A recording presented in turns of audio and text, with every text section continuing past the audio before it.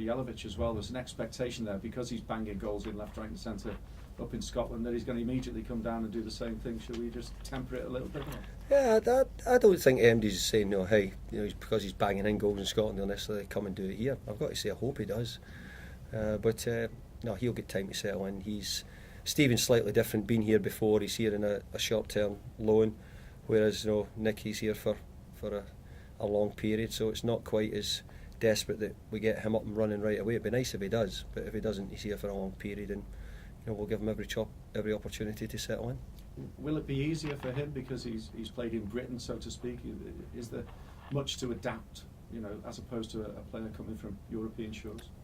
Well, that's part of the attraction. We wanted somebody who we thought probably could come and help us immediately, and because he has played in Scotland, the home of football, we would expect him to settle right in. In terms of you put me off my stride there. in terms of Nikica Jelavic, I would think, I'm not going to pick your team for you, obviously, and you'll pick it game by game, but Dennis Strakwerdersi certainly did his case the power of good, didn't he, to retain his place in the starting 11 on Tuesday. Mm-hmm. And he deserved the ovation he got from the supporters because of how hard he worked. It's a strange game, football. Supporters want to come and be entertained, but they also like to see good endeavour and good honesty put in. And they certainly saw bags of that from Dennis, and he deserved it.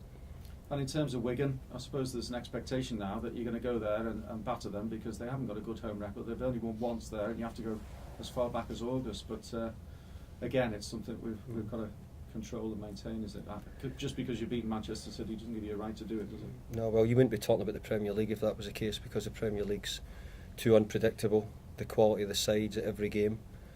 I think that's what is special about the league here.